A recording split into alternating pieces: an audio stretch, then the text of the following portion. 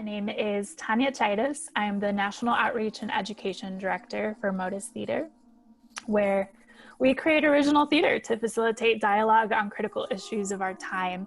We use the power of art to build alliances across diverse segments of our community. One of Modus's strategies to strengthen our community and country is to present allied performances where we ask people, often in positions of public leadership in our communities and our country, to stand in the shoes of an undocumented person or a formerly incarcerated Modus monologuist and read their story aloud. The readers don't need to agree with everything they read in the story.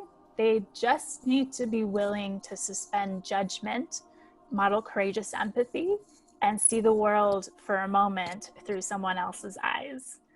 So for Modus's Welcoming the Stranger series, we are asking church leaders and religious leaders to read a Modus monologue.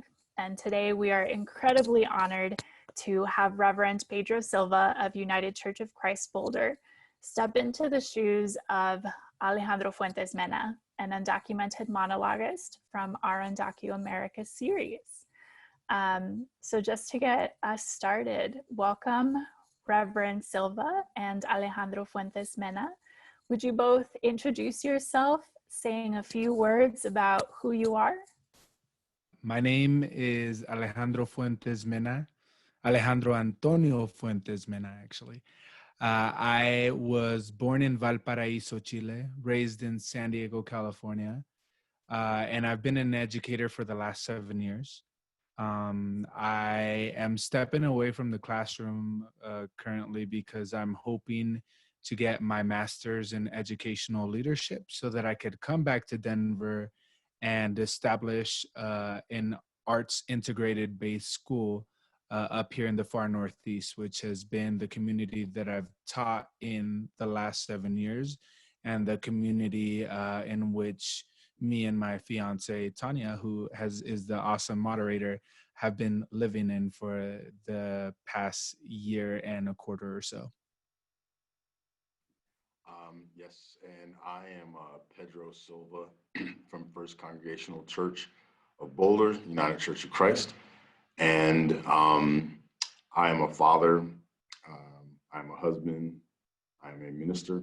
And actually my full name, if I get into it, is Pedro Senriña Ramos Montero Silva II, which is— Let's go. Yeah, let's have a name competition. And my brother's name is Antonio, and Octavio and Francesca and Constanza. And so I have a family background that is also based in immigration and the African-American experience as well. And I'm just glad to be here with you all because sharing our stories to me is how we get to know each other, how we become more fully human.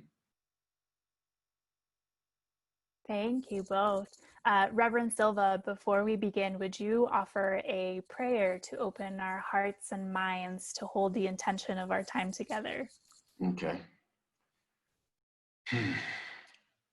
Birther of life, you who hold space for all being, we thank you for this moment in time, in history, where we can share stories, where we can become more fully human, because as we learn to love neighbor as self, we come to love ourselves more deeply, to understand the nuances of what it means to be human, to find the compassion that you feel for us, to find the neighborliness that you feel for us, the grace that you feel for us. Because we have been called your children by many traditions, and it is only when we love our siblings as ourselves and welcome our siblings that we know what that truly means. So be with us in this space, be with us in the conversations that will follow, and the conversations that will happen beyond this moment, those that will challenge us, but also expand us. Amen. All right. Well, we want to just start with y'all getting to know each other a little bit, right? Before we jump into the stories. So first, can you share with each other who is the person who inspires you to be your best self? However you want to answer that today, since I'm sure there are many people. For me, the first thing that comes to my mind are my daughters, my oldest and my youngest daughter. I just think about the world that I hope that they can live into. So it inspires me to try to live into what I hope for them. For me, I think my inspiration comes from my community. So the students that I teach, but also the people who are setting the example, like my fiance and Tanya, who is our moderator, who just like continues working hard every single day, and just gives her 100%, gives more of herself when she's working on behalf of community than she does for herself. And I think that it's that sort of sacrificial spirit that I don't necessarily think we desire to do all the time, but that is necessary in order to uplift our community. Yeah, I can totally agree with that. Yeah, I probably would have said Jesus too. Yeah, number one sacrifice right there. Well, thank you. And I also know you're both incredibly busy and you could be literally anywhere and you're choosing to be with us today. So can you share with each other, why are you here and to whom would you like to dedicate your participation today? For me, why am I here? I grew up in the church. I grew up in a very like non-denominational Christian church with a lot of music was the number one thing that I loved about it. I involved myself in it. I was part of the worship team and worship ministry. And growing up, I felt the strongest connection to God whenever it came time to worship. But as I grew older, I think one of the things, I started drawing myself away from the church. And I think one of the reasons why was because it was exemplified even by my mom, like that there's a lot of people who choose to use the word of God in order to judge rather than to love.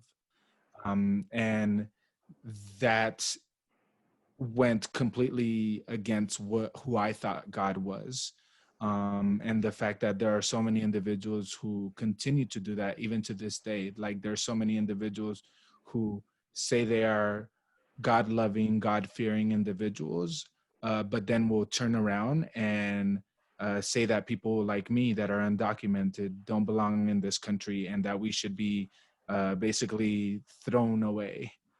It's hurtful, it's painful, and it's hard to be in community with individuals who speak in that manner. So as far as who I'm dedicating it to, I'm dedicating this story to my parents, who were the original dreamers and who worked hard to get me to the place where we're at, and who I don't agree with 100%, but we know that there is still love um, between us. And so I hope that they realize that with everything that I do, with everything that I participate in, it is because I not only have love for them, but love for our community and hopefully the betterment of our community. Yeah, I also grew up in the church and have had some similar experiences to you. And I guess even when I look at the situation that's happening in this country right now, with the protests and everything, there's been moments where I'll feel angry about everything that's going on. And I'll think like, and I've been tempted to just say like Christianity has failed us, even though I'm a pastor. But then at the same time, I know in my heart anyway, I believe that Christ hasn't failed us, and that in his time, he stood up for justice. He loved people. He invited people into a new way of being. And because in my heart, I feel like were it not for Christ in my life, I would be a different person. Maybe not even be a person. I might be dead. So That's real. I kind of just basically try to live to what I think Christ is calling me to. And so that's why I do what I do. And I dedicate this conversation to my ancestors, including my dad and my family. My dad was also an immigrant and wasn't documented when he first was here. So I dedicated to him and them, and then I dedicated to my kids and to other kids in the world who inherently know how to be together, but then learn basically poor relating skills from their family, from the society around them. Like we don't start off like this. And so yeah, that's basically how I feel. Thank you. And now Reverend Silva will read aloud Alejandro's story. I was just a kid when I realized what being undocumented meant. At age 8, I started going to work with my dad so I could help him rebuild the entire outside of other people's homes, all the while not having a real home of our own. I would help my dad research what to charge and work out all the math. For example, I would discover that for one given job, contractors would charge $20,000. But my dad, he had been screwed over so many times that he would only charge $15,000. Clients would see his strength in Spanish, his lack of English, and documented status, and give him about $10,000. And that is who my father believed he was. Half the man I thought he was, half the value of any other. I witnessed as my mother would leave for an entire weekend, 72 hours, to take care of someone else's family. She was lured with the promise of being paid over $300 for the weekend, but she would come back with only $100 in her pocket. $100 that she saw as a blessing. $100 that I saw as an attack on our family. All those rich families saw little value in everything my mom did. They would take her away only to use her and spit her out. The money they paid was barely enough for food on the table. It didn't cover the worry my mom had because she couldn't be home to take care of us when we were sick, help us with homework, comfort us when we returned to an empty house. $100 for a whole weekend away from her family, like she was worthless. But don't you understand? She was priceless to me. Well, spending my weekends without my mom as she cared for other people's children, and spending those weekends working for my dad for free so he wouldn't lose money for the privilege of building a home for someone else's family, and witnessing this over and over and over again, I began to think that I wasn't worth much either. Despite the fact that I had been recognized at school as gifted and talented, despite the fact that I was a math whiz and learned English, a completely unknown language, in less than a year, and that I was an engaged student, despite the fact that I was a precocious worship leader at my church, I let those weekends of feeling worthless affect me. I began making jokes rather than making plans for my future, playing games rather than paying attention, chasing girls rather than chasing my dreams. And like all self-fulfilling prophecies, I got to the point where my grades reflected what society said my parents and I were worth: half-priced human beings. But luckily, I had a teacher named Miss Kovacic who worked hard to remind me of my value and helped convince me that what this society was telling me and my family was wrong. With her support and that of many others, I got myself out of that pit of self-deprecation, past the insecurities, past the hate, past the negativity, past that half version of me, into a good college and into a position where I am now an educator who teaches math. And like my mentors, I teach young children their value, because all children are valuable, just as you and I are valuable. As a teacher, I can't help myself. Let me take you to school for a few moments. I hope you're good with that. So let's start off with a math lesson. My father is one man, one of the hardest workers I know. My mother is one woman, one of the strongest, most compassionate individuals in my life. My sister is one daughter, a brat, but a lovable one, and an American citizen. I am one son, half of this country and half of Chile. And we are four whole, beautiful gifts, indivisible, with liberty and justice for all. Not the half-price individuals that society has attempted to make us. Moving to applied math and economics, if this country continues to deport the undocumented community, it's missing out on courageous, strong, intelligent, family-loving, hardworking people of great value.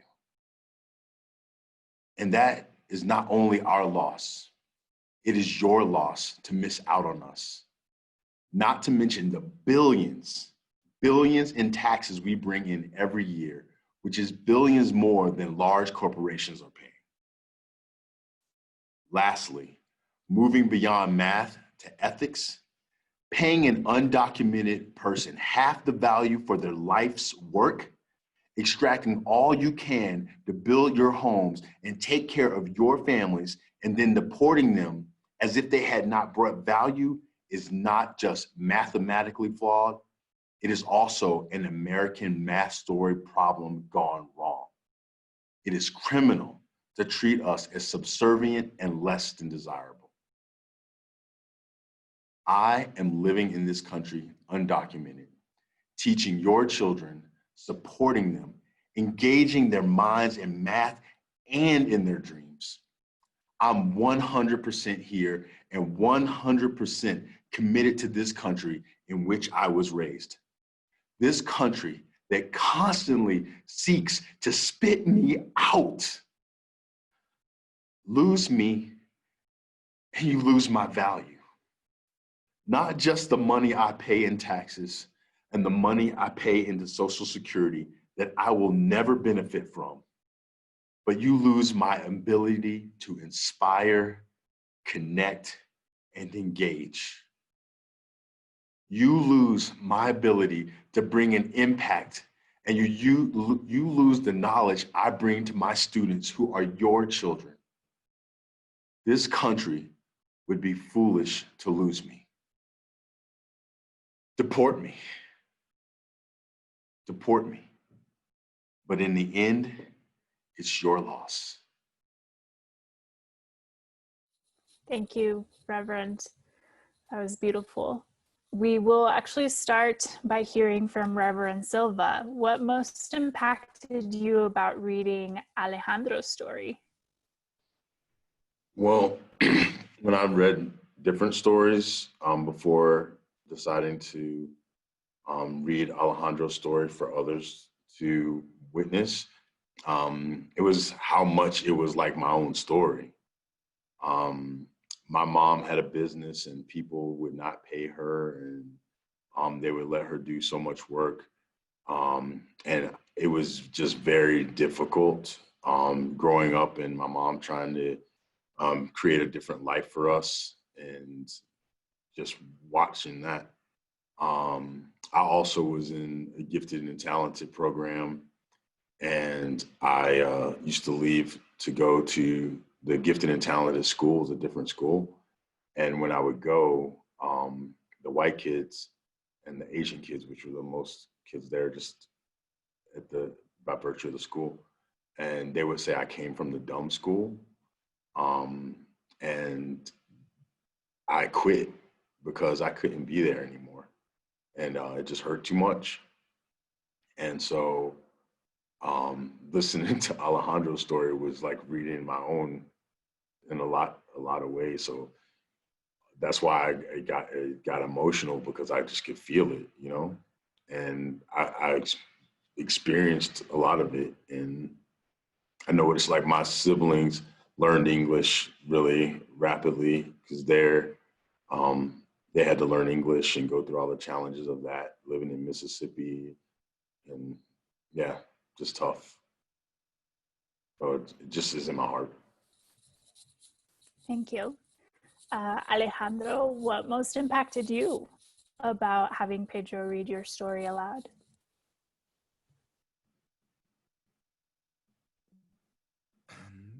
I think I've read this or versions of this to myself so often that I often forget the trauma that I underwent. Like, it's not until somebody else breaks down listening that I give myself permission to also sort of break down. It's seeing my trauma and hearing my trauma and realizing like, oh my gosh, that is messed up. And then stepping back even more and being all like, oh my gosh, that's just my story and my life. And it was my parents who were taken advantage of. And it's a story that's so many people share. And I just appreciate when people are able to, like Reverend Silva, are able to really fully connect with it because we realize the impact of what's happening. And sadly, like my story ends up being sometimes not a common story statistically. And that's because the embedded racism within America holds so strong that it's hard to thrive off of that. It was only because the right people presented themselves in my life that I was able to get to a spot where I pushed myself. I could have been another statistic. And I don't know, it's just hearing it from somebody else's lips sort of real wakes the sadness and the anger and the trauma that I underwent growing up.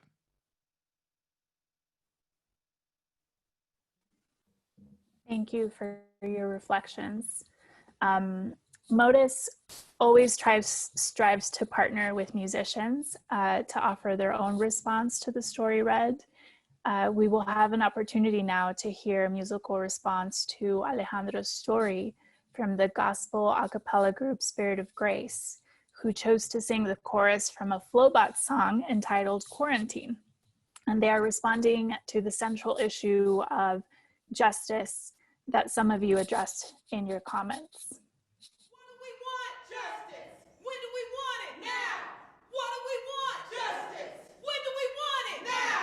What do we want? Justice. When do we want it? Now. What do we want? Justice. When do we want it? Now.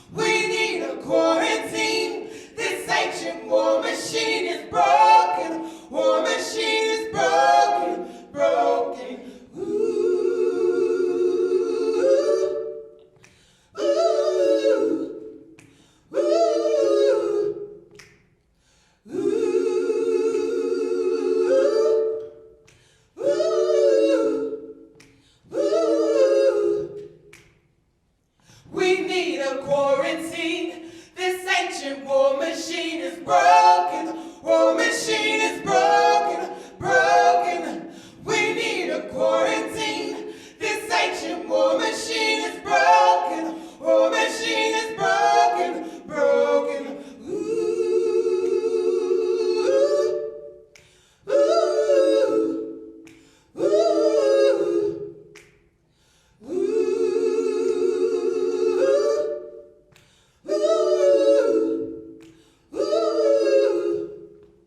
Thank you to Spirit of Grace for that wonderful musical response. We will actually now start with a question and answer. I have a question that I would like to start off with, but before I go ahead and do that, I want to just let the audience know that to please submit your questions. If you're on Zoom, you can do that on the chat. And if you're on Facebook Live, you can submit your questions in the comments and we will make sure that it's routed over here as well. So Pedro, how do you hold Alejandro's story and the challenges facing undocumented immigrants theologically as a Christian minister?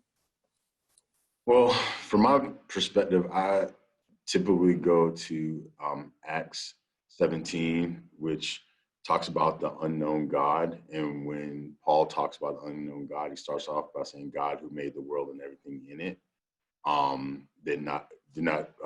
is not worshipped in temples made with human hands. And then he goes on saying that people came from one source and things like that. And so when I think about the relationship of God, I feel like that knowing others is the path to know God, and that the love that God offers people, we only know that love when we offer it to others. And the degree to which we hold back loving others is the degree to which we don't know God. I think God hides God's self in other people. And that's like learning other people's stories, like doing a treasure hunt for God and for God's love and for grace, even to the extent of loving enemies. I think that that's the call of Christ. And I think that when anyone uses their religion as an excuse to exclude others, that I just don't think that that's what we're being called to personally. So I hold this story because, to me, Alejandro's story and all of our stories are a part of God's unfolding story in us. So that's kind of how I hold it. Would you add anything on your end, Alejandro, in terms of what that's like for you?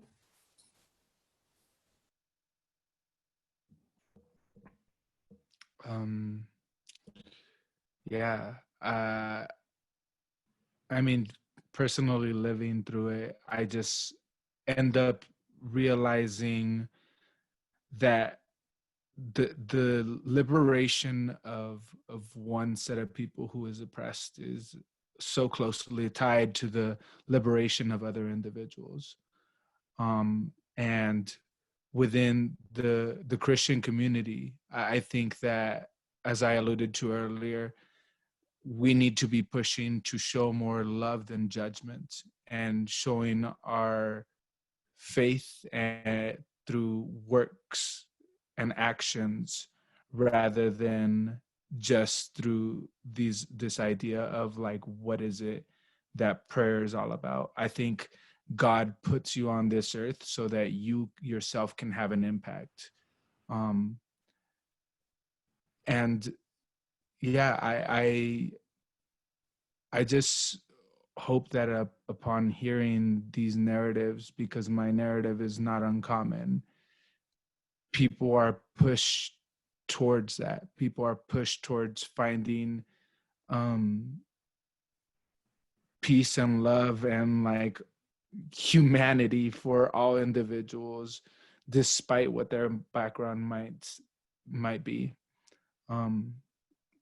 And that's why I'm willing to share my story and have individuals like Reverend Pedro Silva hold my story, because I'm hoping that in the end it leads to actions.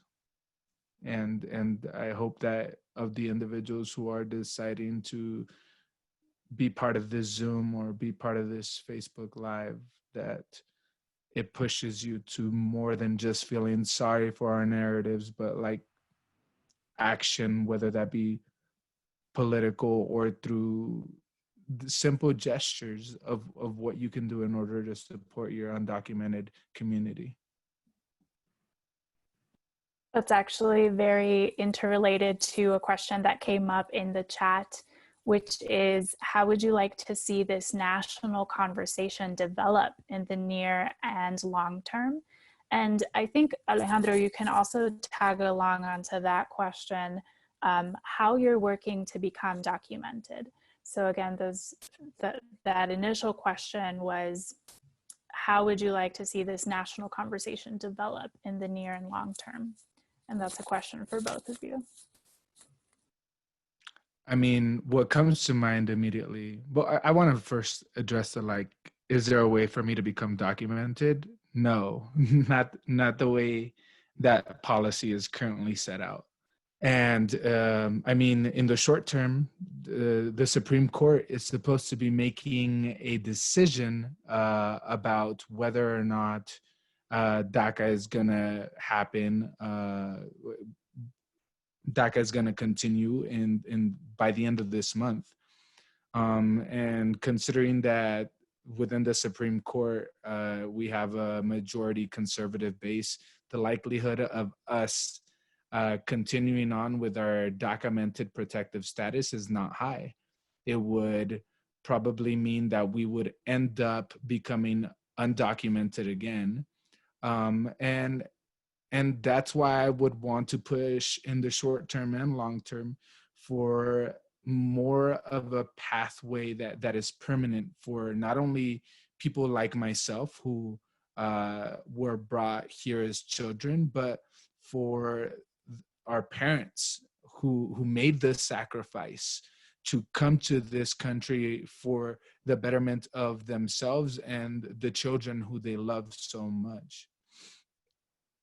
And yeah, I would hope that you would all push for that at the local, state, and national level, because only once we have a permanent solution will we actually be able to breathe in peace and put our focus towards other injustices, like what the Black Lives Matter movement is all about. Like, we need to recognize that the injustices aren't just in one area. They are across so many different groups that are being oppressed.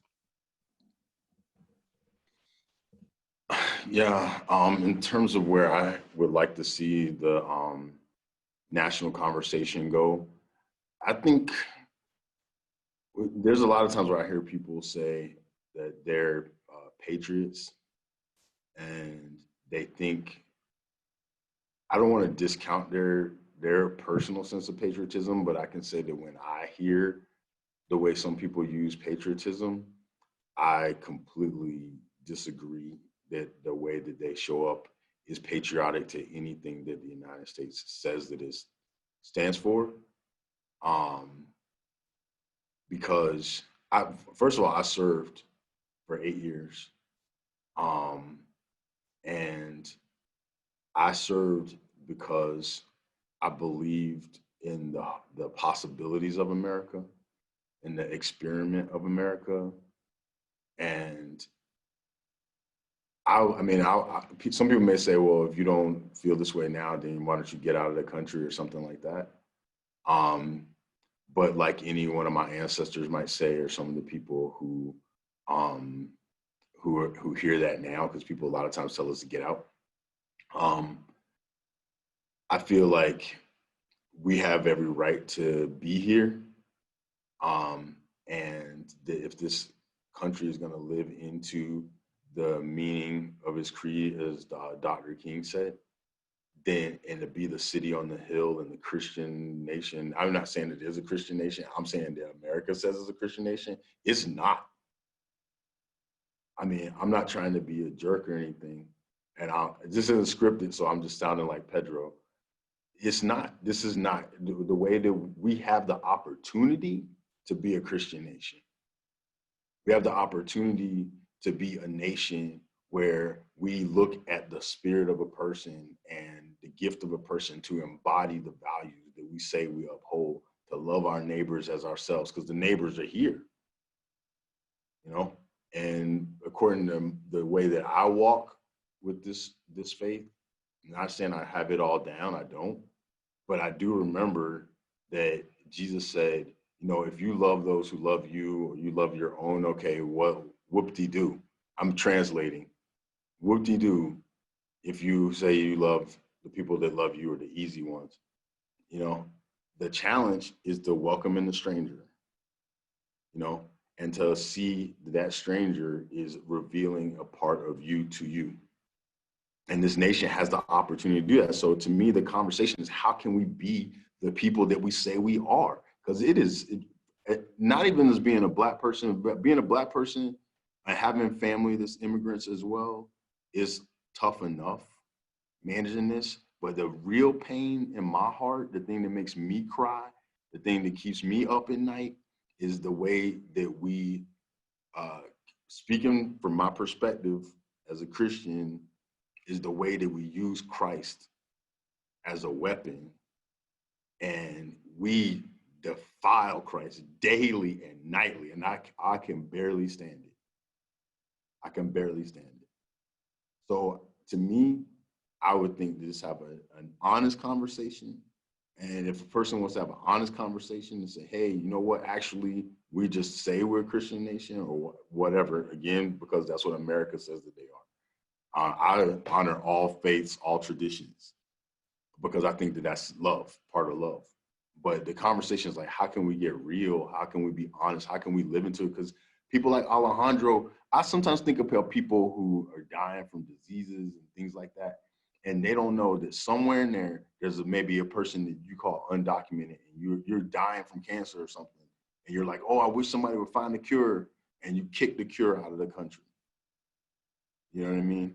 Or we're looking for a way to solve some of the most, you know, mind-boggling scientific things that we could even imagine. And somewhere the school to prison pipeline has just taken the greatest scientists that the world has ever known and shoved them into a cell for something that they didn't do. That's what I think about. And I feel like this honest conversation is like, be what we say we are. As Dr. King said, be true to what you said on paper. Thank you both. There's one more question in the chat, but I also had another question of my own that I wanted to throw in there. Alejandro and Pedro, how do you see this conversation and the threats facing undocumented people within the context of the Black Lives Matter protests right now? I'm gonna let you go first, brother, and then I'll go next. Yeah, I think the system is so good at what it does that it often aims to pit us against each other, figure out which movement needs to be supported to what degree. And there's this aspect of the pain Olympics, like who has gotten more pain over the generations and who has suffered more. But it's all falling under the same system. Whether you're talking about the imprisonment and unjust imprisonment of Black lives and the disproportionate amount of individuals who are Black and end up in prison, Latinos are not that far behind, one. And two, we're just seeing that being replicated within the context of immigration by ICE, right? So what they're doing is they're literally using our bodies, whether it's through the prison system or the detention center for deportations. And I think when we get to this like Black and brown unity and fully live it out, what we will be doing is we will be fighting for both at the same time, because they are so correlated. There needs to be an intersection of what the fight is actually for.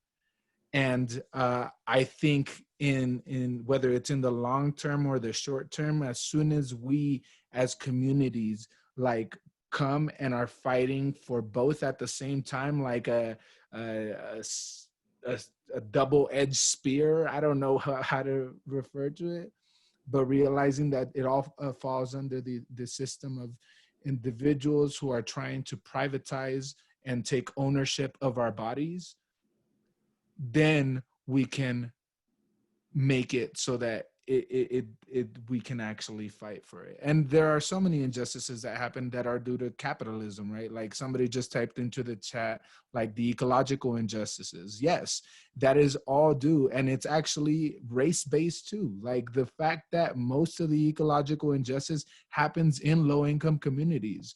The fact that factories happen where individuals feel like they can't speak up. It's all purposeful. And when we figure out a way to target who we need to target in order to make sure that this fight is one that we can all win in, I think that that's what's going to lead to justice for all and liberation for all. Thank you, man. So some people know I used to sell cars for a living. And when I was selling cars, the trainer was trying to convince me, because I had also gotten a satellite communications job at the same time. I was offered this work at this car dealership to try to help them transform the negative culture that they had created. And one of the ways they sold it was, they said, you know, the car system was created intentionally.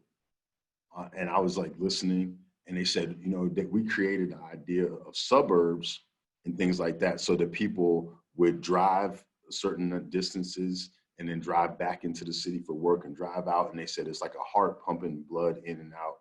And it was, the whole system was created so that the car business would always be able to thrive, and the oil business would always be able to thrive. And they're saying it like, you know, matter of factly. And I thought, wow, what kind of engineering marvel of the mind was that, not knowing the harm that they were doing, or maybe they knew the harm, I don't know.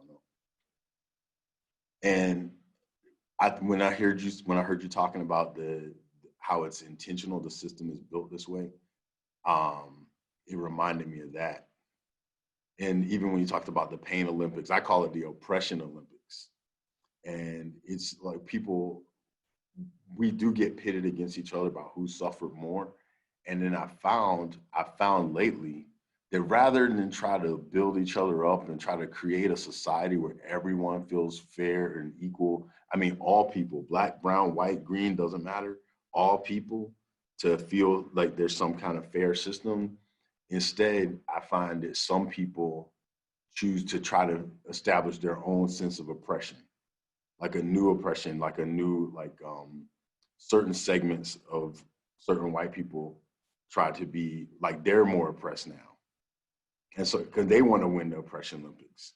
And it's like, why are we trying to win this oppression Olympics instead of trying to live into this better way of being together? And to the original question about how this aligns with the Black Lives Matter movement and DACA and all these other different things, I said this before, and I'm going to keep saying it because it needs to be a part of the conversation, and your father's story is indicative of it, and my mother's story is indicative of it. America, God bless you, does not want to pay people for their work. America, as I said before, is addicted to free labor or cheap labor.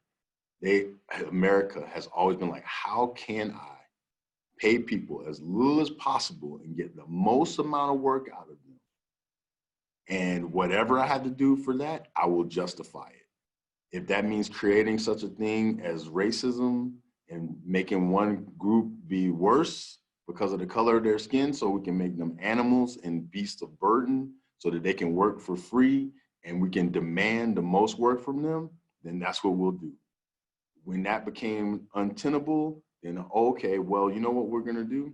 We're going to, and I some of this I know because of my old former job, they will say, oh, we don't want people coming in undocumented, but they did, because they wanted people to come in so that they could pay little as possible for their labor knowing that they would pay into a system they would never have to benefit from and be able to benefit from in the future, like Social Security and all those things, and pay their taxes, everything that you said.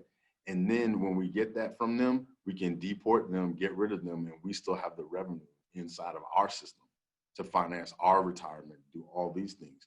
Whenever we may get like a cheap cell phone or whatever, it's all based on that. It's all based on the same thing. So even though I hurt as a Black person, I hurt as a person with family with immigrant status and everything like that. My brother just became a citizen last year, you know? So I carry that inside of me, but I also carry the awareness of every time we try to figure out how not to pay people for their labor and how not to to contribute in the way that we do, that it's just the same energy all over again, you know? And I think that that's what's happening with the prison system. The prison system, slavery, it's the same thing. And until we face that addiction, we're going to keep doing it. We need a 12-step program for this country. Thank you so much. There's other questions in the chat, but we're a little out of time. So I just want to appreciate everyone's questions, and then absolutely appreciate Alejandro and Pedro's vulnerability and honesty in sharing your answers. Just want to highlight to everyone that by hearing and knowing stories that we may not be well acquainted with, we are actually taking action, because we know that further actions from now will be holding these stories close when we think about voting or when we think about how we're facing the world. So we really thank you all for engaging. We are going to close out this Facebook Live with a few last thoughts from Reverend Pedro Silva and Alejandro. Starting with Pedro, can you lead us in a closing prayer? Yeah, I definitely will do that. I do want to mention about the question about that was asked to Alejandro about the bodies. What does it feel like in his body to be undocumented? I can't answer that question for him 100%, but I think that it goes back to the whole thing about having a brown or a Black body.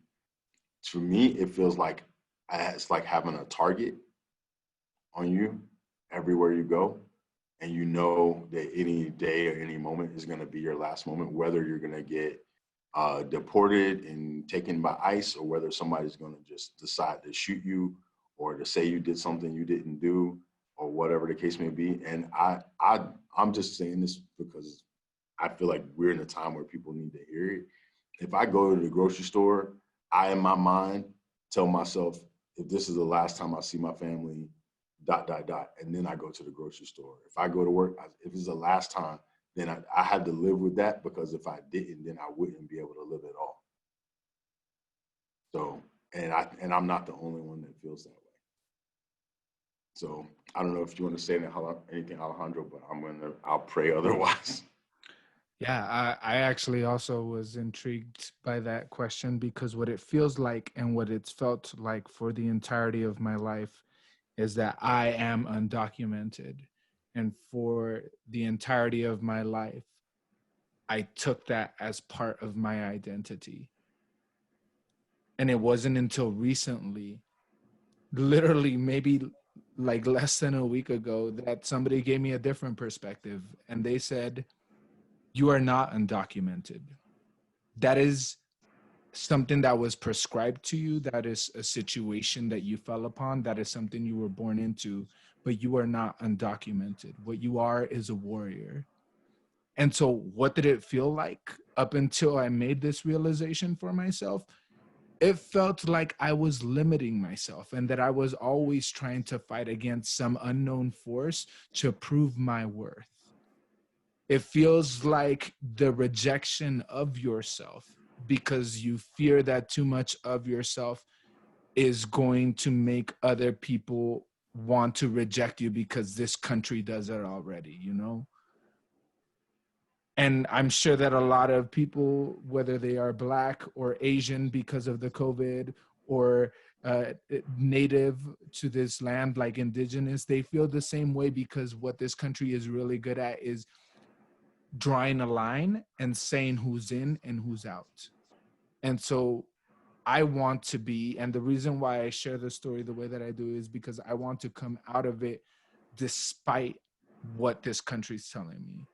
And I want to show everybody that me and mine, everybody who shares my narrative is worth it.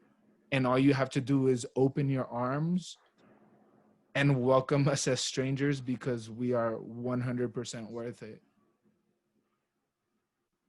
Those are all my thoughts. All right. So I'll pray, and like I said, I embrace all faiths. I trust. I believe that each faith is stretching to try to find the highest in human potential, and at the same time, I emerge from a particular faith, and this particular faith that says that they follow this person, Jesus. This also says that the one who was rejected became the chief cornerstone, and yet we make our life about rejecting, and never seeing this message that we profess. So while I pray for all of us, I'm also appealing to the hearts of those who say that they follow this person, Jesus, to make contact with this, because I think that that is what we've been invited into. I'm just going to put it out there. And now I'll just pray. The one who is in all, please touch the hearts of the all that are within you. Though we may speak different languages and have different expressions of faith and have different ways of connecting, the fact that we can even reach out at all is a testament of your presence in us. And even if we can't access the idea of a God, which is understandable, we know what it's like to reach out to another, to a stranger, to a friend. When we fall in love, the person we fall in love with is one time a stranger. So help us to fall in love with each other. Help us to welcome one another. Help us to expand our hearts and our minds and even our bodies to invite in the stories of those who we don't know so that we may better know ourselves. In one of the traditions of your children, it says that we look in a mirror dimly, but then face to face, that we know now in part, but one day we will know as we are known. So help us to look into that mirror and no longer see dimly, but see each other face to face, to see the reflection of our neighbor and know the love that you have for each and every one of us. And may we create a society and a community capable of holding that. And we ask this just from this place of love, simple love, not wrapped in religious garb or tradition, but just love, like children do. May that love guide us in all that we do. Amen. Thank you, Reverend. Alejandro, do you have any last words? Or we know you're an a cappella singer, so maybe a few bars of a song that you would like to share before we end? I think I just want to share a song, and I think the song speaks for itself, and it's just my hope.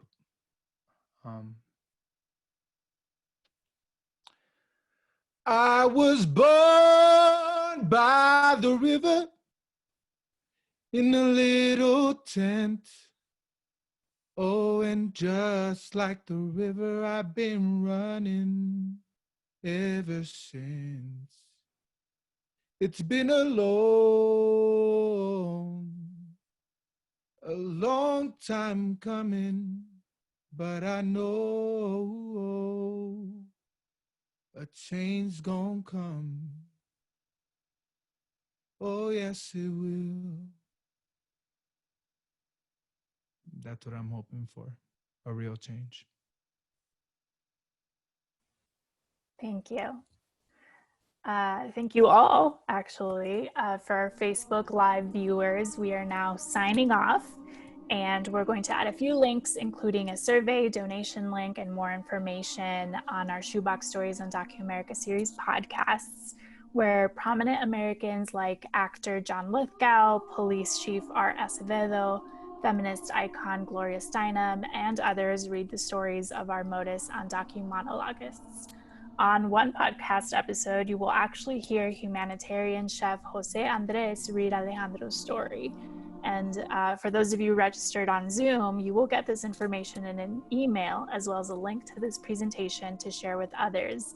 And note that we are looking for other ministers across the country to do a similar reading of another undocumented story.